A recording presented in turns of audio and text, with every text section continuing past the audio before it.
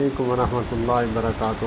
پیر محمد شاہ حفظہ اللہ تعالیٰ کا قیمتی جملہ ہے، نماز جمعہ دیہات میں ہو جاتا ہے یا نہیں ہوتا، اس کے بارے میں تھا۔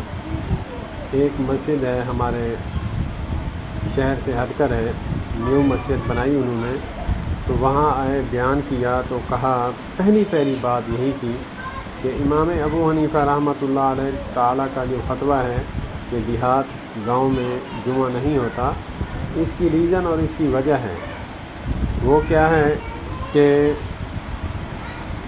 ایک ہی مسلک کے دو بندوں کی آپس میں لڑائی ہوئی، اس نے اس مسجد کو چھوڑ کر اس کے سامنے دوسری مسجد بنا لی، تو امام ابو حنیفہ نور اللہ مرکزہ سے جا کر فتویٰ پوچھا لوگوں نے کہ وہاں نماز ہو جائے گی ہماری، تو انہوں نے فتویٰ دیا کہ اس مسجد میں نہیں ہوگی۔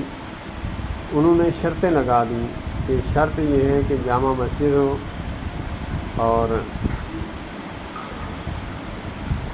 بڑے چوک میں ہو، کافی شرطیں لگائیں، تو وہ اس شرطوں سے ہٹ کر تھی، تو اسی لیے انہوں نے فتویٰ دیا تھا۔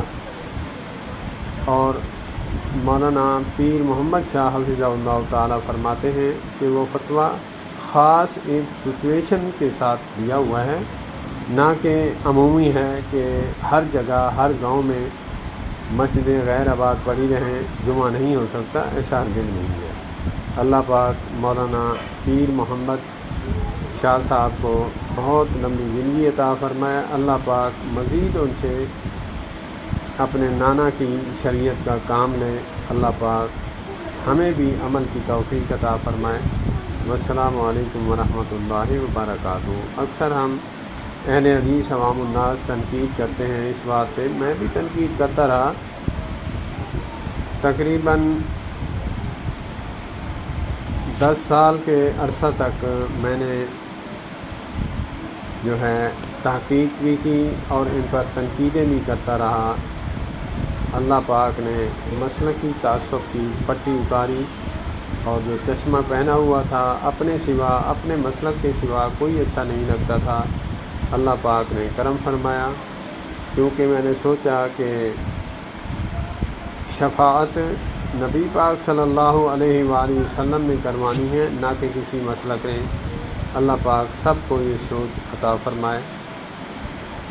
میں یہ بھی بات کروں گا کہ میں کسی کے علماء کو برا اس لیے نہیں کہتا، پہلے کہتا تھا، اپنے علماء کو بھی گالی دلواتا تھا، تو اسی لیے میں نہیں کہتا کہ جب میں کسی کے عالم کو، بزرگوں کو گالی دوں گا تو وہ پلٹ کر میرے بزرگوں کو گالی دے گا، تو اس حدیث کا مصداق بنوں گا جیسے نبی پاک صلی اللہ تبارک و تعالیٰ علیہ وآلہ وسلم نے فرمایا تھا کہ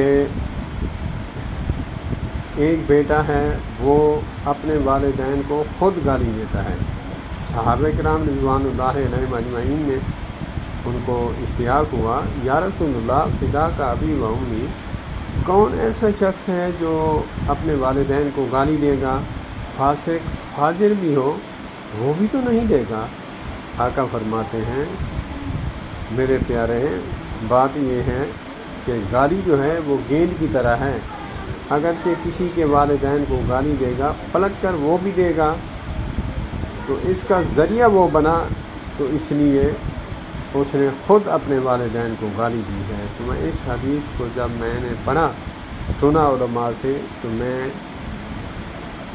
اس دن سے ڈر گیا اور کسی عالم کو میں برا نہیں کہتا اور برا کہنا چھوڑ دیا۔ اللہ پاک مزید میری حفاظت فرمائے۔